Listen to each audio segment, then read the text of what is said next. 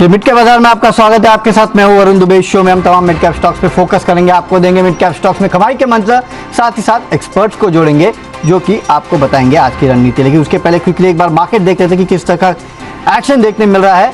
तो अगर आप देखेंगे तो पिछले कुछ मिनटों में मार्केट में दबाव आया है। जाहिर सी बात है, जो खबरें आ रही है कि फाइनेंस बिल में जो एसटीटी है उसमें बढ़ोतरी की गई है, ऑप्शंस में अलग से बढ़ाया गया है, करीब 23.5% के आसपास का ऑप्शन सेलिंग पे है, याद रखना इसको।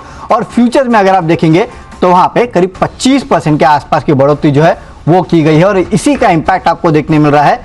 थोड़ा बहुत जो मार्केट रिकवरी की कोशिश कर रहे थे उस पे ब्रेक लगा है और इसके लिए आप देख रहे हैं कि लाल निशान में अक्रॉस आपको यहाँ पे बिकवाली जो है बाजार में देखने मिल रही है। लोकसभा में जो फाइनेंस बिल 2023 है वो पेश हो चुका है, पास हो चुका है। तो कहीं ना कहीं काफी सारे डेवलपमेंट्स जो है इसमें हुए हैं। सुबह से हम सुन रहे हैं कि डेट फंड्स के लिए किस तरह से डेवलपमेंट्स आए थे और अब ये शॉकर जो आया है सामने, खासकर एफएनओ के ऊपर एसटीटी बढ़ाने का जो सिलसिला अब सामने आया है उसका इंपैक्ट आपको मार्केट में देखने मिल रहा है। तो एक्चुअली एक बुरी खबर है मार्केट के लिए। इंपैक्ट इसके हम आपको समय समय पे बताते रहेंगे कि किस तरह के इंपैक्ट देखने मिले। कुछ एक्सपर्ट्स को भी जोड़ने की कोशिश करेंगे। जहाँ तक मार्केट का बाकी का सवाल है तो आज एडवांस डिक्लाइन काफी हद तक डिक्लाइंस के फेवर में है। अगर आप देखेंगे तो 628 स्टॉक एडवांसेस के फेवर में, डिक्लाइंस के फेवर में 1417 स्टॉक्स के आसपास है। और ग्लोबल मार्केट्स भी अगर आप देखेंगे तो डाउ फ्यूचर्स, नैस्डैक फ्यूचर्स जो है वो फिलहाल हरे निशान में कामकाज कर रहे हैं।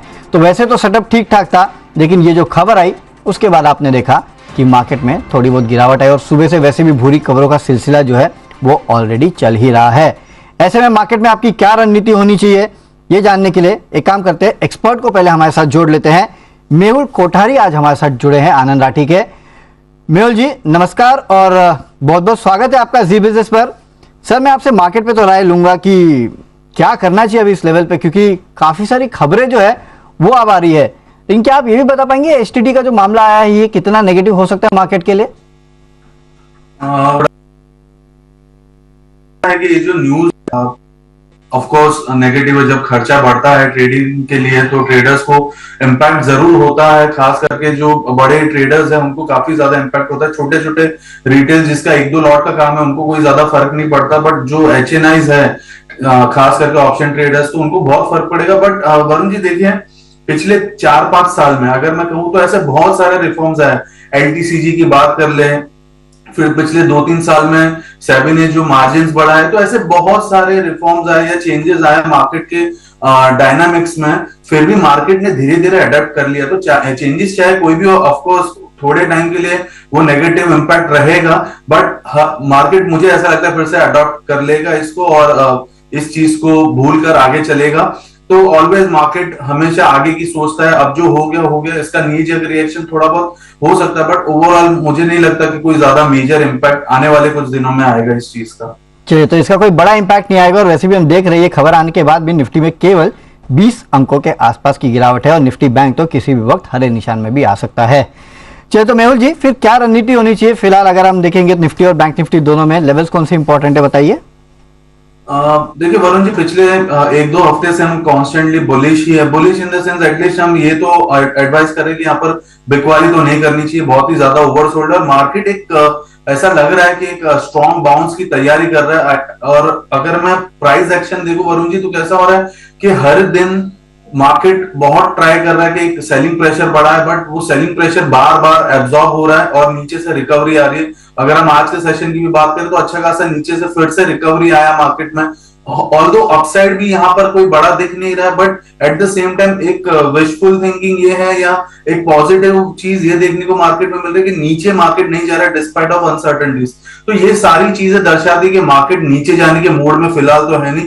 अगर जिस भी दिन कोई नेगेटिव ट्रिगर्स नहीं रहे मार्केट में तो यहाँ से बहुत ही शार्प बाउंस बैक मार्केट में आ सकता है, ऐसा हमारा व्यू है फिलहाल के लिए। लेवल स्पेसिफिक बात करें तो ब्रॉडर पिक्चर 16,800 का सपोर्ट है, बट अभी के लिए शॉर्ट टर्म अगर मैं 1-2 दिन की बात करूं तो फिलहाल 17,000 एक अच्छा सपोर्ट बन सकता है आने वाले 1-2 सेशन के लिए। अगर आज की भी बात करें तो आज 17,000 बहुत स्ट्रॉन्ग सपोर्ट साबित हुआ है, but at the same time एक कंफर्मेशन जो चाहिए होता है लॉन्ग जाने के लिए तो वो है 17,100 के ऊपर। तो 17,100 के ऊपर स्पॉट निफ्टी अगर जाता है तो मेरा मानना है कि एक बार के लिए लॉन्ग फ्यूचर्स के द्वारा लॉन्ग किया जा सकता है या फिर कॉल ऑप्शन के द्वारा लॉन्ग किया जा सकता है। बैंक निफ्टी की बात करो तो बैंक निफ्टी के रेंज में अटक गया है 40,000 अपसाइड पे और 39,000 डाउन साइड पे। तो जब तक ये रेंज टूटती नहीं ऊपर की तरफ, तब तक बैंक निफ्टी में कोई ज्यादा बड़ा ट्रैक्शन देखने को नहीं मिलेगा। But at the same time Varun ji, जब भी लोअर एंड पर आएगा बैंक निफ्टी, तो वहां पर बाइंग ट्राई करनी चाहिए, अटेम्प्ट करनी चाहिए। आज देखिए फिर से हम पॉजिटिव हो गए, और अगर अपसाइड पे आता है तो एक बार के लिए प्रॉफिट बुक करने चाहिए, जब तक 40,000 के ऊपर नहीं निकलता तब तक।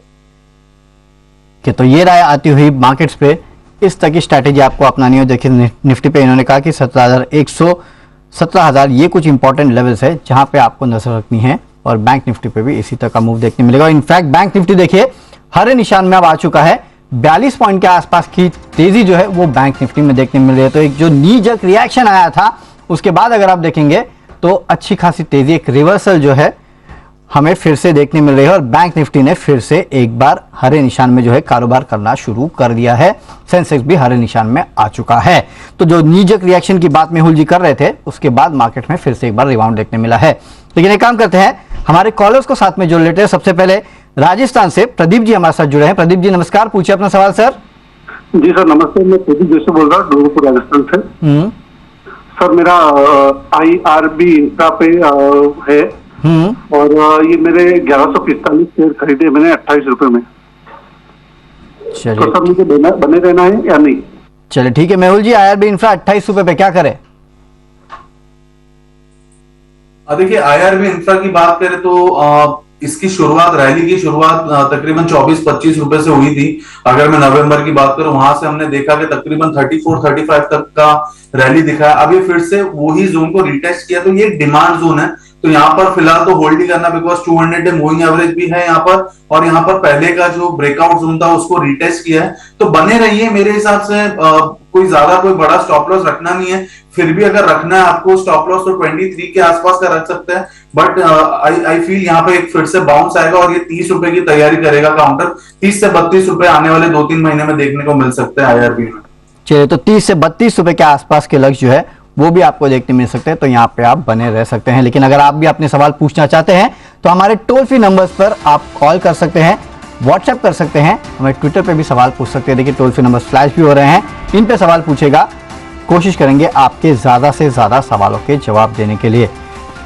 चलिए लेकिन आगे बढ़ते हैं, और काफी सारे स्टॉक्स ऐसे हैं जिनमें आज अच्छी खासी तेजी देखने मिली। इसमें से एक स्टॉक मेरे हाथ लगा है, वो है आरती ड्रग्स। 7% के आसपास के गेन जो है इस काउंटर में देखने मिल रहे हैं। कुछ दिनों पहले भी हमने इस स्टॉक की शो में चर्चा की थी। मेहुल जी, आरती ड्रग्स क्या लग रहा है? 7% के आसपास की तेजी आज इस स्टॉक में देखने मिल रही है, बेहतरीन तेजी है, क्या करना चाहिए स्टॉक में? देखिए ये पूरे 3 महीने इसमें जो करेक्टिव फेस लगभग 480 के आसपास से 300 तक का, तो उसका पूरा कसर इसने निकाल दिया है। बाउंस बैक देके लगभग 310-320 के आसपास से कॉन्स्टेंटली 4 दिन में बड़ी तेजी हमने देखने को मिली है। तो ये जो कंसोलिडेशन था तेजी के बाद, और आज एक ब्रेकआउट आया है, फ्रेश ब्रेकआउट, तो यहाँ पे ज्यादा तो नहीं बट 420 तक का अपसाइड दिख रहा है वरुण जी। तो जिसके पास है उसे होल्ड करना चाहिए। फ्रेश बाइंग तो मैं एडवाइजेबल नहीं करूंगा, बिकॉज अपसाइड मुझे ज्यादा दिख नहीं रहा है, 420 तक का ही दिख रहा है, और ऑलरेडी है 6.5% ऊपर है। तो अगर किसी को लेना भी तो 6.5% नीचे का, यानी कि आज के लो का तकरीबन स्टॉप लॉस बैठेगा, तो थोड़ा रिस्क रिवॉर्ड फेवरेबल नहीं है, बने रही है। बट 420 के आसपास एक बार पोजीशन जरूर रिव्यू करें अपनी, और वहां पर हो सके तो प्रॉफिट बुक करना चाहिए। तो चलिए, यहाँ पे फ्रेश बाइंग नहीं करना है, लेकिन अगर आपके पास पोर्टफोलियो में है तो आप बने रह सकते हैं। 420 के आसपास के लेवल आपको देखने मिलेंगे। अगले कॉलर हमारे सूरत से है, इनका नाम है दिनेश। दिनेश जी नमस्कार, पूछिए अपना सवाल सर। नमस्कार सर। मेरे पास डाबर के 3000 शेयर हैं, ओके, जो कि मेरे नियर अबाउट 200 में लिए हुए हैं। 200 में सर? कब लिए थे सर आपने? ये करीबन 15 साल से पहले लिए हैं सर। चलिए सर, काफी अच्छी बात है कि आपने डाबर इन लेवल्स पे लिया था। तो अभी क्या एग्जिट करना चाहते हैं कि हाँ, अभी मुझे फाइनेंशियली रिक्वायरमेंट है, तो मैं यही राय लेना चाहता हूँ कि सर मुझे कुछ दिन और ये क्योंकि 650 तक का लेवल जाके आया हुआ है, तो ये क्या मुझे अभी रुकना चाहिए कुछ समय, या इसमें कुछ एग्जिट होना चाहिए, प्रॉफिट बुक कर लेना चाहिए? मेहुल जी, आपने सुना 200 रुपए पे लिया था, काफी बेहतरीन रिटर्न इनको ऑलरेडी मिल चुके हैं। लेकिन हाँ, अब ये पूछे कि मैं क्या करूं, निकल जाओ कि बने रहो? अभी भी फिर से लेवल देखने मिलेंगे 650 के। देखिए वरुण जी, कैसा है कि हमारे लिए भी ये दुविधा है कि इस चीज को हम कैसे रिप्लाई करें, बिकॉज पहली बात, इनको फाइनेंशियल क्रंच है। अगर पैसों की जरूरत है तो उस वक्त पर काउंटर को टाइम करना बहुत ही डिफिकल्ट हो जाता है वरुण जी। देखिए यहाँ पर मैं कह सकता हूँ काउंटर बहुत ही सेफ है। यहाँ पर फिर से 600 सवा 600 के लेवल्स आने वाले 1.5-2 महीने में देखने को मिल सकते हैं। तो टेक्निकली प्योरली मैं ये कह सकता हूँ कि यहाँ से फिर से एक बार अपसाइड आ सकता है, बट कब पैसे की जरूरत है और कब निकलना, वो टाइमिंग करना थोड़ा सा डिफिकल्ट होगा, क्योंकि यहाँ पे ऑल्दो काउंटर बहुत ही सेफ जोन पे है, बट वो 600 रुपए आने को इसको समय लगेगा। ठीक है, क्योंकि ये काउंटर फास्ट मूविंग है नहीं, एक तो बहुत ही ज्यादा डिफेंसिव है, तो 600 रुपए तक आने को इसको थोड़ा 1.5-2 महीना और लग सकता है। ज्यादा कोई फास्ट अपसाइड इसमें या फायरवर्क्स इसमें एक्सपेक्ट नहीं कर सकते। तो प्रॉब्लम यही है, काउंटर बहुत ही सेफ है, 500 का बहुत ही स्ट्रॉन्ग बेस है, यहाँ पर बहुत ही स्ट्रॉन्ग सपोर्ट है। अपसाइड में 600 650 भी दिखता है, बट टाइम लगेगा। चलिए, तो अगर आप 1-1.5 महीने के हिसाब से 2 महीने रुक सकते हैं तो शायद आपको 600 के लेवल देखने मिलेंगे। अगर आप उतना नहीं रुक सकते और फाइनेंशियल्स की ज्यादा ही जरूरत है तो आप इन्हीं लेवल पे एग्जिट कर सकते हैं। वैसे भी आपको काफी बेहतरीन मुनाफा हो रहा है। अगले कॉलर हमारे पंजाब से है, मनप्रीत इनका नाम है। नमस्कार, पूछिए अपना सवाल। हेलो। यस, हेलो सर, नमस्कार। नमस्कार सर, मेरे पास ना 1000 शेयर है अल्ट्रा कैब के। Ultra cab? हाँ जी सर। ओके, कितने पे लिए थे सर? सर मैंने 22 रुपए के रही थे। कितने पे? 22 रुपए के, 22 पे लिए थे। चलिए ठीक है, 19 रुपए पे फिलहाल काउंटर जो वो ट्रेड कर रहा है। मेहुल जी, क्या करना चाहिए? अल्ट्रा कैब इतना वेल नोन काउंटर तो है नहीं, लेकिन करे क्या? पहले तो मुझे ढूंढने दीजिए। अल्ट्रा आई गेस एनएसई पर नहीं है शायद, इसलिए बीएससी पे है ये अल्ट्रा कैब। हाँ ठीक, पहली बात तो एनएसई पे है नहीं, तो वॉल्यूम तो काउंटर में बहुत ही कम होंगे। और मैं टेक्निकली बात करूं, जनरली लो वॉल्यूम स्टॉक्स में टेक्निकली कुछ कमेंट करना बहुत मुश्किल होता है, बट ये बहुत ही स्ट्रॉन्ग डाउन ट्रेंड में है। यहां से लगता है कि ये तकरीबन 14 या 15 रुपए के करीब जा सकता है, 15 से 14। ओहो, okay, I think so video freeze हो चुका है मेहुल जी का। लेकिन जैसे कि उन्होंने कहा कि डाउन ट्रेंड में काउंटर 15 से 14 रुपए के आसपास भी जा सकता है, तो उस लेवल के आसपास आएगा तो बेटर होगा। आप एक से एग्जिट कर लेंगे तो शायद आपके लिए ज्यादा बेटर होगा। एक काम करते हैं, फिर इस नोट पे एक ब्रेक लेते हैं। ब्रेक के बाद जब जुड़ेंगे तो मेहुल जी से उनके पिक्स भी लेंगे।